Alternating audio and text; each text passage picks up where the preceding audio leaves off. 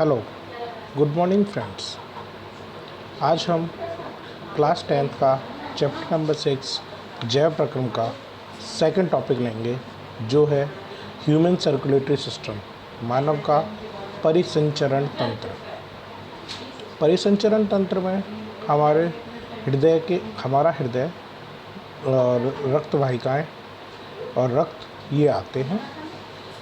परिसंचरण तंत्र दो प्रकार का होता है।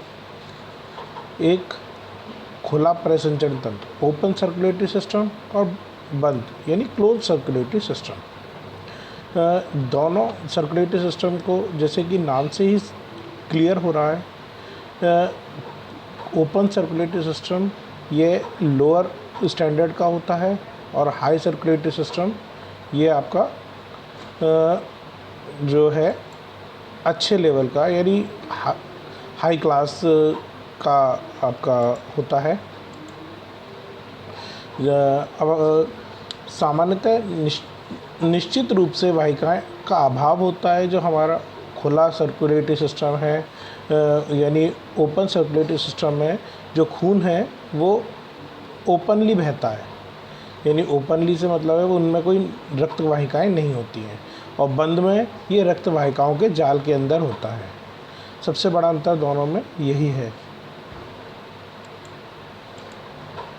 अब आता है मानव का परिसंचरण तंत्र। मानव का परिसंचरण तंत्र का अर्थ है रक्त का समस्त शरीर में परिभ्रमण।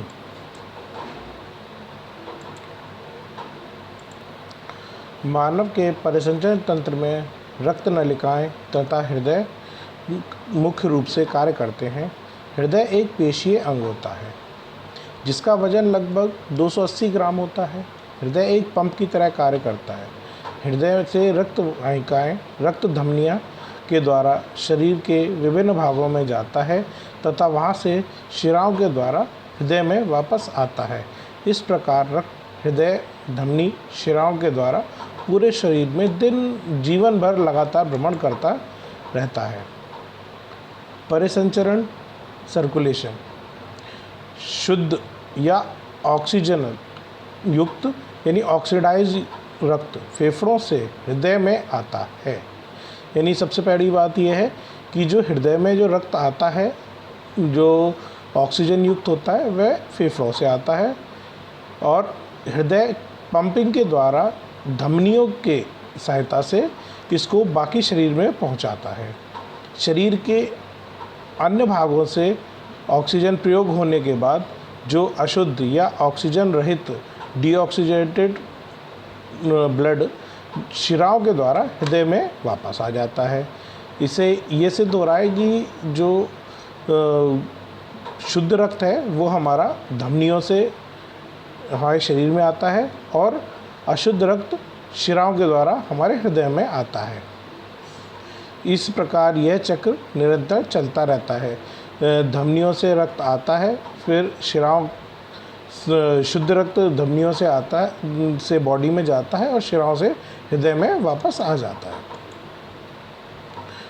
अब कैपिलरी नेटवर्क, केशिका तंत्र। कैपिलरी का मतलब यह है कि जब हमारी धमनी या हमारी शिराएं जो हृदय से निकलती हैं डायरेक्ट, तब वो मोटी मोटी होती हैं। उसके बाद वो हमारे शरीर के बाकी के हिस्सों में जाते समय वो बहुत पतली पतली, बाल से भी पतली केशिकाओं के रूप में बदल जाती हैं। इन्हीं को हम केशिका बोलते हैं।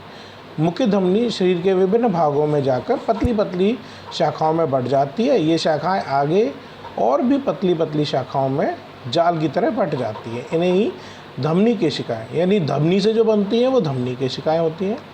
और धमनी केशिकाओं का जाल शरीर में शिरा केशिकाओं में बदल जाता है।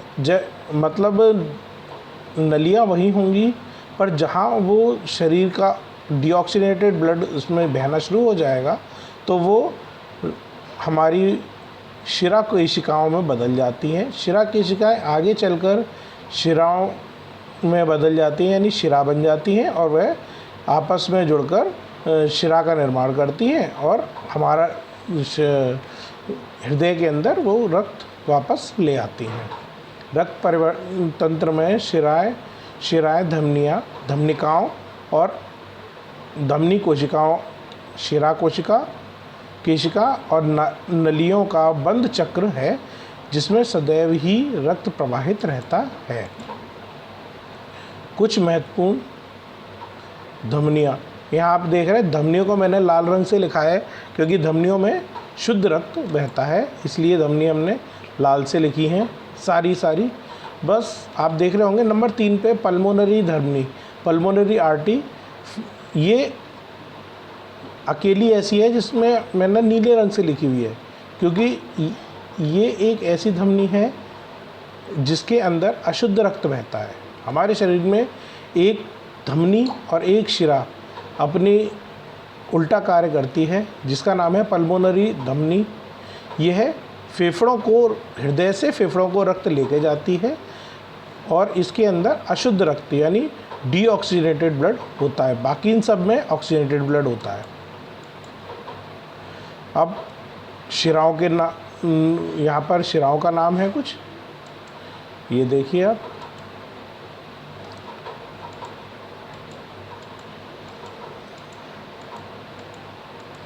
इसमें भी आप एक चीज़ देख रहे होंगे कि एक मिनट,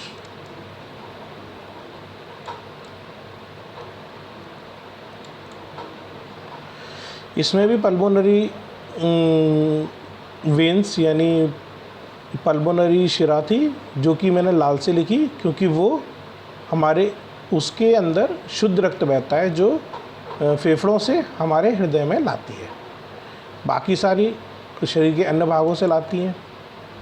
इसलिए अब हृदय हमारे शरीर का एक अत्यंत महत्वपूर्ण अंग है जो वक्ष के बाईं ओर होता है। बंद मुट्ठी के आकार का हृदय का भार लगभग 300 ग्राम होता है। इसके दोनों ओर फेफड़े होते हैं।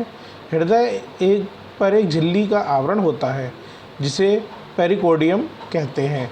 इसकी 2 परतें होती हैं, एक परत हृदय के संपर्क में रहती है और दूसरी बाहर की तरफ होती है। वास्तव में एक मांसपेशी है जिसके अंदर रक्त भरा रहता है। इस भाग को मायोकार्डियम कहते हैं। इसके अंदर की परत जो रक्त के संपर्क में रहती है एंडोकार्डियम कहलाती है। हृदय एक खोखला अंग है, ये अंदर से खाली होता है। 4 कोष्ठ यानी 4 चैम्बर्ड हार्ट होता है हमारा। 2 दाईं ओर और 2 बाईं ओर होते हैं। दाहिनी ओर और बाईं ओर वाले और रक्त को मिलने नहीं देते हैं। हमारे चारों जो चैम्बर हैं उनमें से दाईं वाले बाईं वाले से नहीं मिलते, बाएं वाले दाएं वाले से नहीं मिलते हैं। ऊपर नीचे तो मिल सकते हैं, दाएं वाले दोनों आपस में मिलते हैं, है ना। और ऊपर के कोष्ठ आलिंद ऑर्टियम कहलाते हैं और नीचे के निलय वेंट्रिकल कहलाते हैं। इसीलिए एक को लेफ़्ट ऑरिकल और दूसरे को लेफ़्ट वेंट्रिकल बोलते हैं। और ये दोनों आपस में वाल के द्वारा रोक अलग अलग सेपरेट होते हैं, यानी आलिंद और निलय के बीच में वाल लगे होते हैं जिनसे आलिंद और निलय का जो रक्त है वो एक साथ मिक्स नहीं होता है। हृदय एक पंप की तरह कार्य करता है। समस्त हृदय हमारे समस्त शरीर में रक्त भेजता है। इसकी 2 साइड एक साथ काम करती हैं और इसमें महाशिरा तथा पल्मोनरी धमनी द्वारा रक्त आता है जो हृदय के ऊपरी कोष्ठ आलिंद में इकट्ठा होता है। रक्त आलिंद से निलय में जाता है और दाहिने निलय से पल्मोनरी आर्टरी के द्वारा फेफड़ों में पहुंचाया जाता है। फेफड़ों में ऑक्सीजन मिलने के बाद शुद्ध होकर वापस पल्मोनरी शिरा में होता हुआ बाएं आलिंद में लौट आता है और जब आलिंद से निलय में जाता है तो वह महाधमनी में भेजा जाता है। वहाँ से वह शरीर की अलग अलग शाखाओं में, शरीर के अलग अलग हिस्सों में पहुँच जाता है और महाधमनी एरोटा से सबसे पहला रक्त की सप्लाई हमारे हृदय को होती है, दूसरे नंबर पे हमारे दिमाग को होती है। ये हमारे हृदय की संरचना है। ये एक चैम्बर, ये दूसरा चैम्बर, ये तीसरा चैम्बर, चौथा चैम्बर, ये right auricle, left auricle, right ventricle, left ventricle, ये लिखे हुए हैं। इसमें रक्त आएगा, आलिंद यानी आएगा, और निलय यानी निकलेगा। हल्के से ध्यान, इजीली याद रहे इसलिए बता रहा हूँ। यहाँ पर ये वाल होता है जो ऑरिकल से रक्त को वेंट्रिकल में पहुँचने से रोकता है। जब ऑरिकल सिकुड़ता है तब ऑरिकल के अंदर का जो रक्त है वो हमारे निलय में पहुँच जाता है। और निलय, ये इसी चित्र का अगला हिस्सा ये है। इसमें राइट साइड वाले में नीले रंग का रक्त है यानी ये डीऑक्सीनेटेड है, और लेफ़्ट वाले में आपका लाल रक्त, ये शुद्ध लाल है यानी शुद्ध रक्त है। ये आंतरिक संरचना थी, ये बाह्य संरचना है।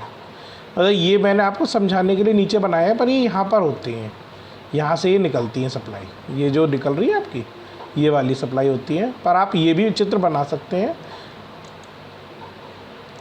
ये हमारा हार्ट, यहाँ से ये निकला, और ये हमारा केशिकाओं का जाल, ये केशिकाओं का जाल, ये केशिकाओं का जाल, ये सारे केशिकाओं के जाल हैं जो यहाँ से जाते हैं। ये धमनी जा रही है और फिर बाद में डिऑक्सीनेट हो गई शिरा केशिकाओं में, फिर वहाँ से शिरा में वापस। सेम ये यहाँ से गया, ये हमारे पैरों में पहुँच गया, ये हमारे सिर और बाकी के हिस्सों में जा रहा है, ये फेफड़ों में जा रहा है। फेफड़ों में डीऑक्सीनेटेड गया और फिर ऑक्सीजनेटेड होकर लौट आया, यानी अशुद्ध गया और शुद्ध होकर लौट आया। हृदय धड़कन, हार्ट बीट। हमारा हृदय पंप करता है और पंपिंग की धड़कन द्वारा संपन्न होती है। हमारे हृदय की जो हार्ट बीट है वो एक कार्डिक चक्र में पूरा होता है। वक्ष पर बाईं ओर कान लगाकर या स्टेथोस्कोप से रखकर हृदय की धड़कन सुनी जा सकती है। नवजात शिशु के हृदय की धड़कन प्रति मिनट 140 बार होती है, यानी छोटे बच्चों में हृदय की धड़कन जो है वो 1 मिनट में 140 बार धड़कता है, और 10 वर्ष के बच्चे में यह 90 बार होता है। पुरुष की हृदय की धड़कन 70 से 72 बार प्रति मिनट होती है। स्त्री के हृदय की 78 से 82 बार धड़कता है। हृदय की धड़कन अपने आप से होती रहती है, इसमें ना तो हमारा और ना हमारे दिमाग का कोई नियंत्रण होता है। इस पर मस्तिष्क का कोई नियंत्रण नहीं होता। हृदय की धड़कन का नियंत्रण, अगर कभी हृदय काम करना बंद कर देता है तो हृदय की धड़कन का नियंत्रण पेसमेकर, एक मशीन होती है जो उसे हल्का हल्का करंट देती है और वो उसके द्वारा धड़कना शुरू कर देता है।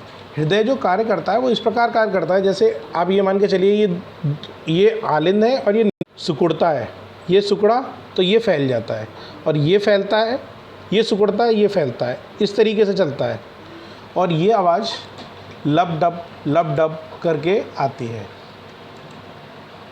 ये हार्ट डिजीज़ हैं, इनको आप आराम से देख सकते हैं। और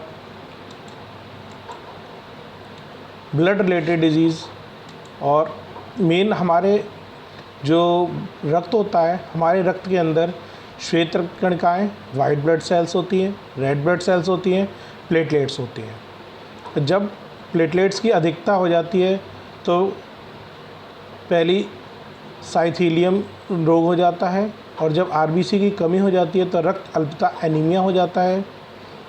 डब्ल्यूबीसी की अधिकता में ल्यूकेमिया हो जाता है, और डब्ल्यूबीसी की कमी में ल्यूकोपीनिया हो जाता है।